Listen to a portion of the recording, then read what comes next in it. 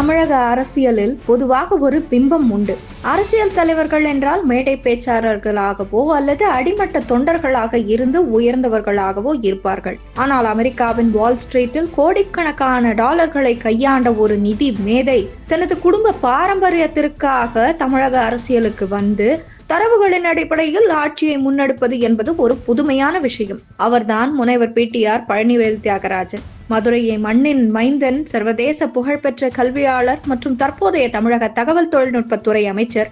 அவரது வியக்கத்தக்க வாழ்க்கை வரலாற்றை இங்கே விரிவாக காண்போம்.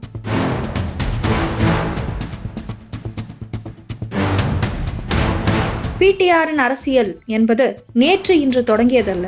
அது 3 தலைமுறைகளாக தமிழக வரலாற்றோடு பின்னி பிணைந்தது. அவருடைய தாத்தா நீதி கட்சியின் மூத்த தலைவர்களில் ஒருவர். 1936 மெட்ராஸ் மாகாணத்தின் முதலமைச்சராக பணியாற்றியவர். மதுரையில் இன்றும் இவரது குடும்பத்திற்கு மிகப்பெரிய மதிப்பும் மரியாதையும் உண்டு. அவரின் தந்தை பழனிவேல் ராஜன் தமிழக அரசியலின் மிக சிறந்த பேச்சாளர். தமிழக சட்டமன்ற தலைவராகவும் அமைச்சராகவும் பணியாற்றியவர். இத்தகைய வரலாற்று பின்னணியில் 1966 மார்ச் 7 பிறந்தார் பழனிவேல் தியாகராஜன்.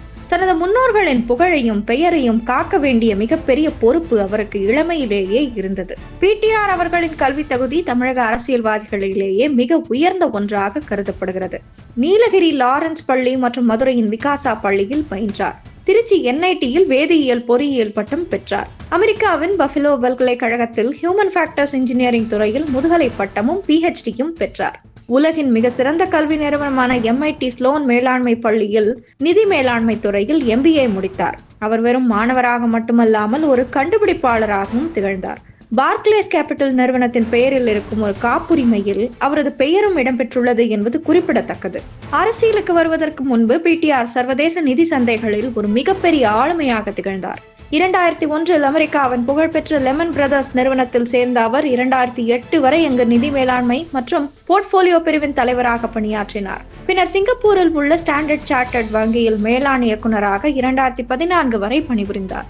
2014 தனது கார்ப்பரேட் பணிகளை துறந்து தமிழகம் திரும்பிய பிடிஆர் தனது தந்தை மற்றும் தாத்தாவின் வழியில் மக்கள் சேவையில் இறங்கினார். மதுரை மத்திய தொகுதியில் திமுக சார்பில் போட்டியிட்டு முதலில் சட்டமன்ற உறுப்பினராக வெற்றி பெற்றார். சட்டமன்ற விவாதங்களில் அவர் முன்வைத்த தரவுகள் மற்றும் புள்ளி விவரங்கள் அனைவரையும் வியக்க வைத்தன. மீண்டும் அதே தொகுதியில் போட்டியிட்டு வெற்றி பெற்றார். 2021 திமுக ஆட்சி அமைத்தவுடன் அவருக்கு மிக முக்கியமான நிதி மற்றும் மனிதவள மேலாண்மை துறை வழங்கப்பட்டது.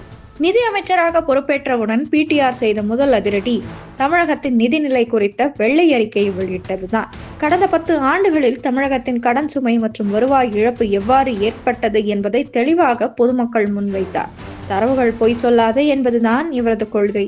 GST கவுன்சில் கூட்டங்களில் தமிழகத்தின் உரிமைகளுக்காகவும் கூட்டாட்சி தத்துவத்திற்காகவும் அவர் முன்வைத்த வாதங்கள் தேசிய அளவில் கவனத்தை பெற்றன.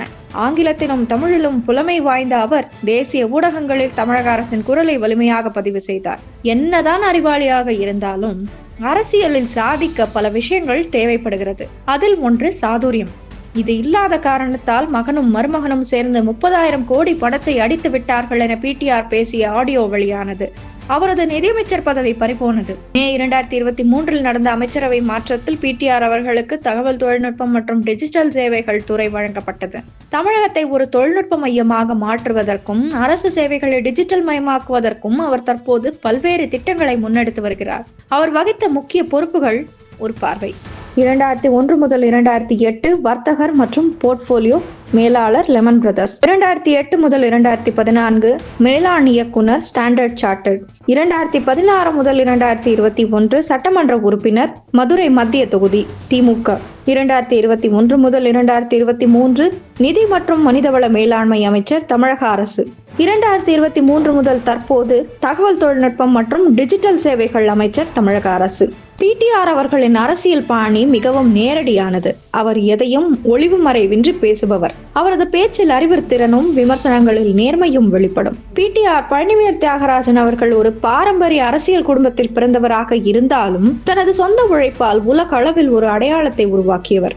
அவர் அரசியலுக்கு தன்னை அர்ப்பணித்துக் கொண்டது தமிழகத்தின் நிர்வாக தரத்தை உயர்த்துவதற்கான ஒரு முக்கிய நகர்வாக பார்க்கப்படுகிறது. சேரவே முடியாதது எதுவோ அறிவும் அரசியல்வாதியும் என்று சொல்லும் அளவுக்கு தான் இங்கே நிலைமை இருக்கிறது. இதற்கு பிடிஆர் ஒரு விதிவிலக்கு. இத்தகைய நபரின் அரசியல் வெற்றி தொடர்கிறதா என்பது 2026 தேர்தல் முடிவுகள் எழுத இருக்கிறது.